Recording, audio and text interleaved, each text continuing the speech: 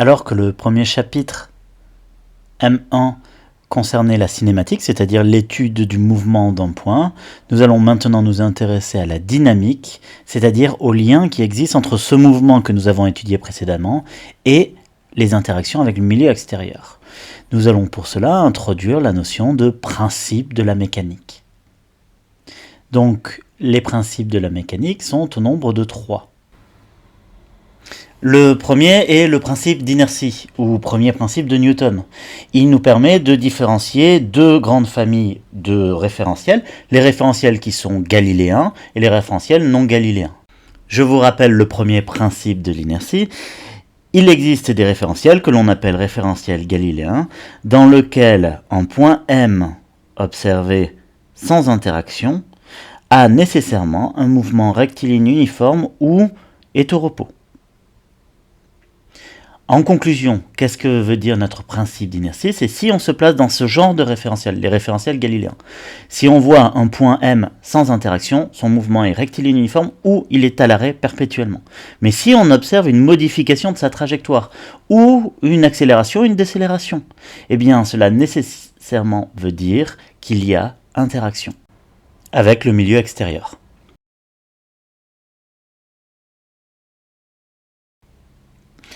Le second principe, ou principe fondamental de la dynamique, ou second principe de Newton,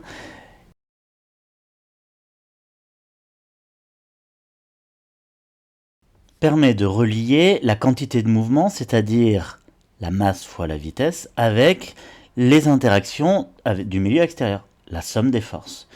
On fera bien attention de pouvoir appliquer ce principe fondamental de la dynamique dans un référentiel galiléen que l'on a défini dans le principe d'inertie. Si la masse est constante, on retrouve la formule habituelle, masse fois accélération est égale à la somme des forces.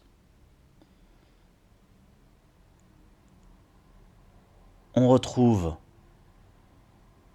également le principe fondamental de la statique qui nous dit que lorsque le point M est à l'arrêt ou qu'il est en mouvement rectiligne uniforme, alors la somme des forces est égale à 0. Le dernier principe est le principe d'action-réaction ou le principe d'action réciproque ou encore la troisième principe de Newton. Il nous dit simplement que si un point M1 agit sur un point M2, alors le point M2 agit sur le point M1 en exerçant une force qui est exactement de la même intensité, de la même direction, mais de sens opposé.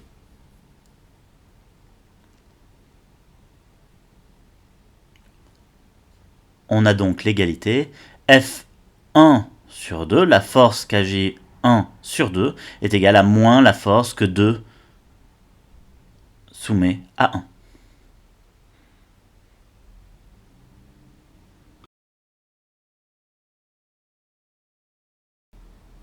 Nous avons listé les différentes forces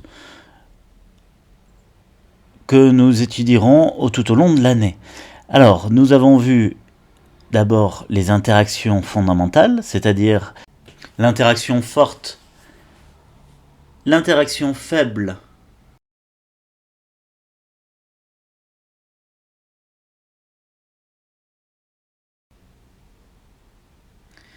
l'interaction coulombienne qui agit entre deux charges. On se rappelle de la formule 1 sur 4pi epsilon 0 fois Q1 fois Q2, les charges de 1 et de 2, divisé par la distance au carré, fois un vecteur unitaire que l'on notera, U12. La dernière interaction fondamentale est l'interaction gravitationnelle qui agit au niveau de la planète, des systèmes solaires, etc.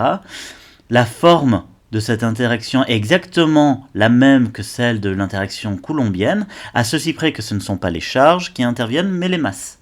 Et donc, l'expression de cette force est égale à une constante qui sera égale ici à moins g, moins la constante universelle gravitationnelle, fois les masses divisées par la distance au carré, fois U12.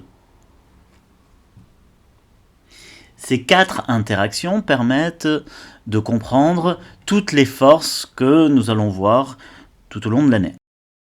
Nous ne verrons pas comment, à partir de ces interactions, nous remontons à l'expression des différentes forces. Cela est bien trop complexe. La seule que nous ferons, c'est le lien entre l'interaction gravitationnelle et le poids. Son expression est obligatoirement P qui est égale à mg, avec g, l'accélération de pesanteur, qui est une grandeur vectorielle. Lorsque je l'exprime dans le repère OUZ, vers le haut, alors il va s'écrire 0, 0, moins mg. Si maintenant le vecteur UZ est pointé vers le bas, alors le poids va s'écrire 0, 0, plus mg. La deuxième force qui va nous intéresser, c'est la force de rappel d'un ressort. Alors, un ressort est défini par deux grandeurs particulières, qui est la longueur à vide, c'est-à-dire lorsque le ressort n'est pas relié à un point M et qu'il est lâche, et une raideur. Lorsque l'on étire ce ressort, on a une force qui ramène le point M pour retrouver cette longueur L0. Lorsqu'on a une compression, cette fois-ci, la force créée va permettre de revenir à la position L0 de départ du ressort. On aura alors une force qui est proportionnelle à la différence L moins L0. Le coefficient de proportionnalité sera K et elle sera le long du ressort. Selon l'orientation de Ux, on aura un plus ou un moins. L'expression sera la même que l'on soit en étirement ou en compression. Elle ne dépendra uniquement de l'orientation de Ux. La troisième force s'appelle l'attraction. Elle permet de symboliser l'interaction qui peut exister entre une corde qui sert à tirer un objet. Exemple du pendule où un point M est suspendu à un plafond grâce à une corde. Il n'y a pas d'expression toute faite de cette force T, cependant, on peut savoir que la force T est parallèle à la corde qui tire l'objet.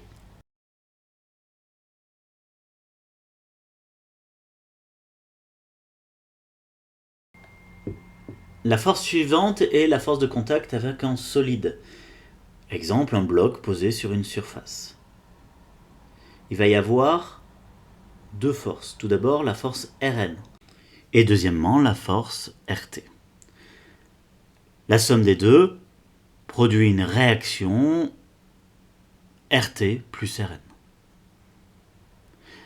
La force RT est en fait associée au frottement solide. Ces frottements sont parallèles à la surface et lorsqu'il y a glissement, dans le sens contraire à la vitesse de glissement. Lorsque l'on considère la force Rn, en fait, on s'intéresse à la réaction de la table du support sur l'objet. Cette réaction permet d'expliquer pourquoi le bloc ne tombe pas à travers la table. La table crée une certaine résistance qui empêche le bloc, sous l'effet de son poids, de tomber. Cette force est perpendiculaire à la surface et elle est opposée à la surface, c'est-à-dire vers le haut, perpendiculaire toujours à cette surface, lorsqu'un bloc est posé sur un support.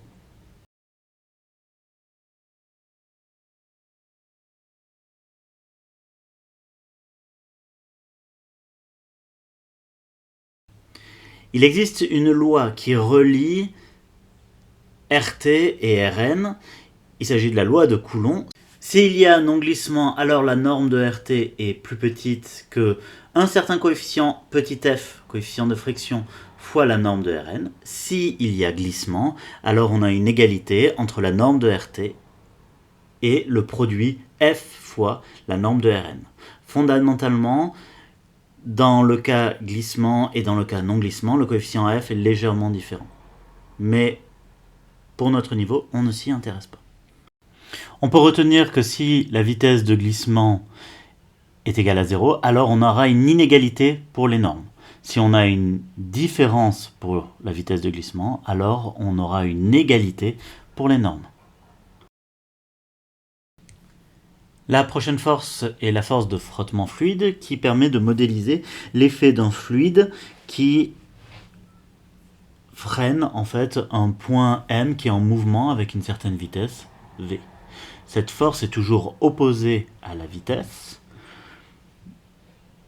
Dans le modèle linéaire, alors on aura F qui est proportionnel à la vitesse avec un coefficient négatif, moins lambda, alors que dans un modèle quadratique, la norme de la force sera proportionnelle à la vitesse au carré, à la norme de la vitesse au carré. On utilise le modèle linéaire lorsque les vitesses sont faibles, on utilisera le modèle quadratique lorsque les vitesses seront très élevées. On reviendra sur ce modèle quadratique et ce modèle linéaire lorsque l'on parlera d'hydrodynamique, de mécanique des fluides, et que l'on introduira le nombre de Reynolds.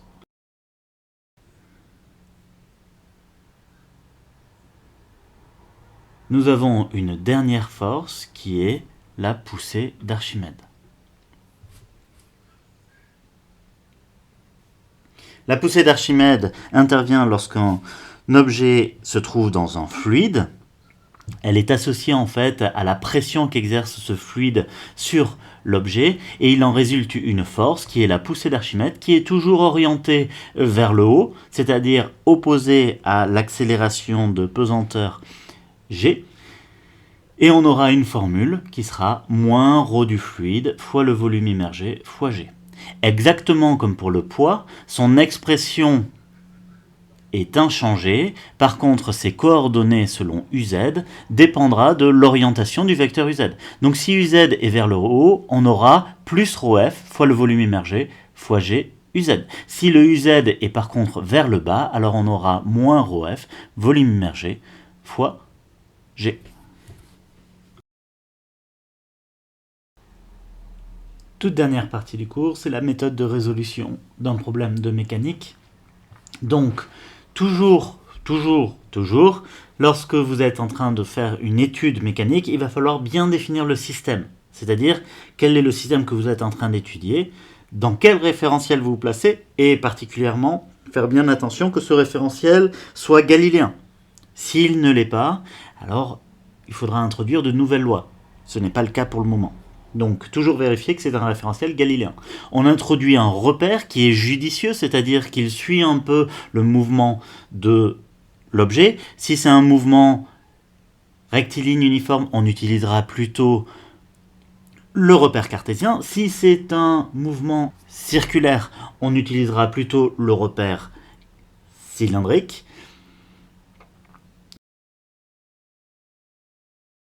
Ensuite, on fait un schéma, on représente bien le repère, on élabore le bilan des forces, c'est-à-dire qu'on liste toutes les forces qui vont intervenir, on regarde celles qui sont négligeables ou pas, par exemple la poussée d'Archimède dans l'air peut être souvent négligée du fait de la masse volumique de l'air qui est très faible. Ensuite, on applique le PFD. Appliquer le PFD, c'est-à-dire écrire masse fois accélération est égal à somme des forces lorsqu'il y a un mouvement. S'il n'y a pas de mouvement, on peut appliquer alors le PFS, somme des forces est égale à 0. Il nous suffit ensuite de projeter cette relation, c'est-à-dire de déterminer les coordonnées du membre de gauche, c'est-à-dire masse fois accélération, ça dépendra du repère qu'on est en train d'étudier, et du membre de droite, c'est-à-dire les forces, on établit les différentes coordonnées de ces forces. On arrive ensuite à la réponse à la question, eh bien, on établit les différentes primitives, on applique les différentes conditions initiales.